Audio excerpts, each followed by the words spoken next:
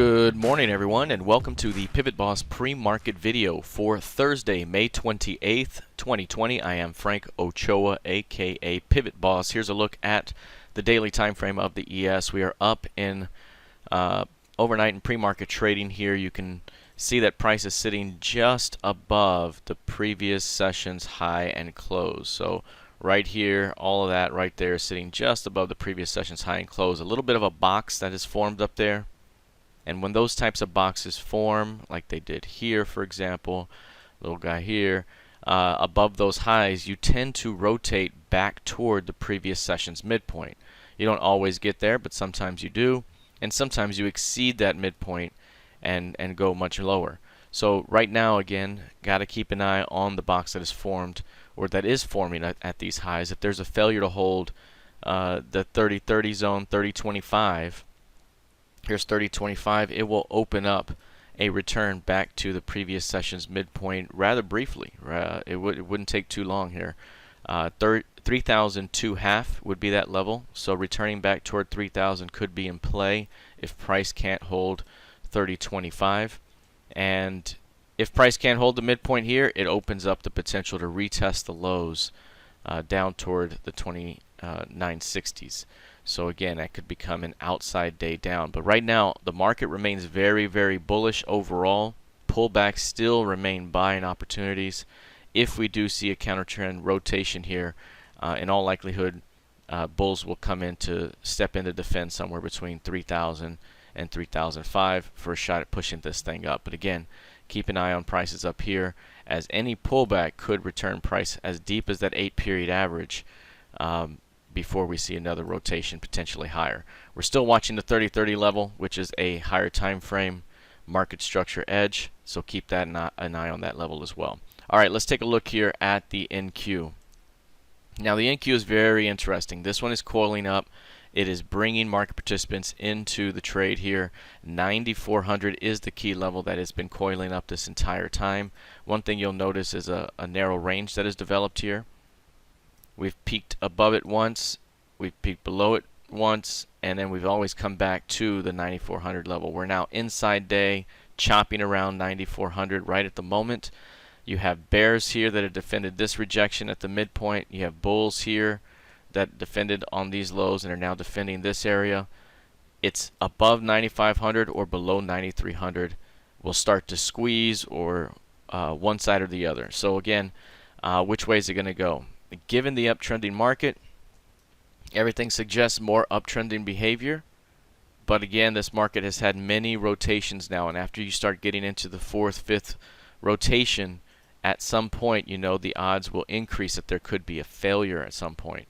So here's the failure point as well. If we fail to hold, say, 9,100, 9,200, this narrow range now breaks to the downside, and that starts to hunt you back toward the previous month's low price right now, 85.85, rather 85.50, which could be a target next month.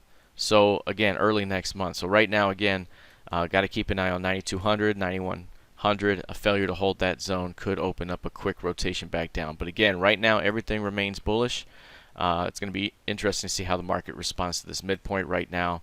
9,400, the clear pivot right here, and one way or another, something's about to give. All right, let's take a look here at crude oil now. Crude oil at the moment trading quietly higher, but it is a very bullish pattern at the moment that is developing.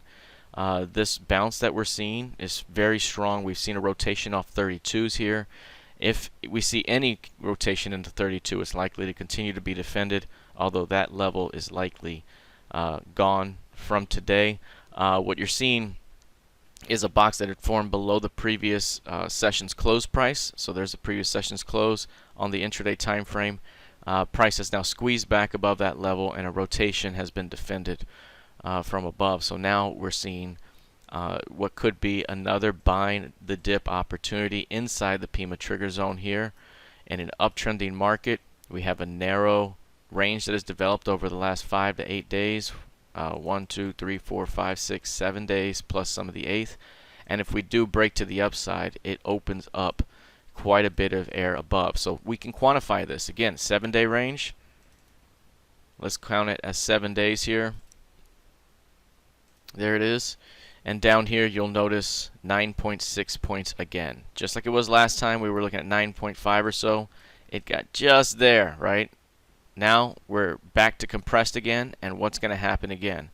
When we were here, we saw the move, and there it is. Now we're seeing another compression, and we're about to see another move. Now again, if it fails to hold 30, then that move will be back down. But everything suggests uptrending price action is still intact at the moment. So 32s, anything as deep as 32, 32.25 could be a buying opportunity for a continuation higher.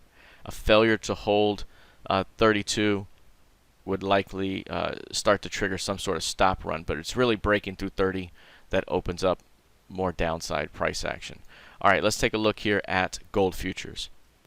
Now with gold, we've continued to hold within the range here. It's clearly range bound.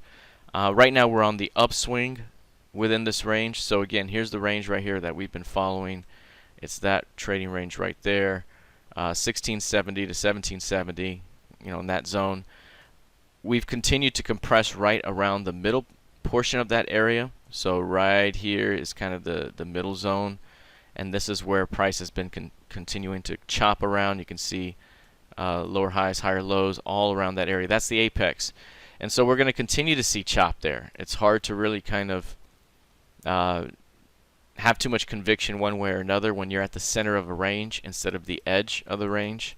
The last time we had directional conviction was this day. Prior to that, it was down here and here. But overall, we're still in the range. This range is forming above the key range high here, 1700.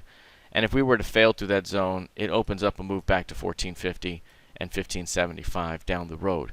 Maybe not today, but down the road, if it does break this thing to the downside, we have some big targets to work with to the downside there down the rate. So right now, still range bound until proven otherwise. All right, that is it for now. We'll see how this plays out the rest of the session. Good luck, trade well, and I'll see you in the trading room. Take care.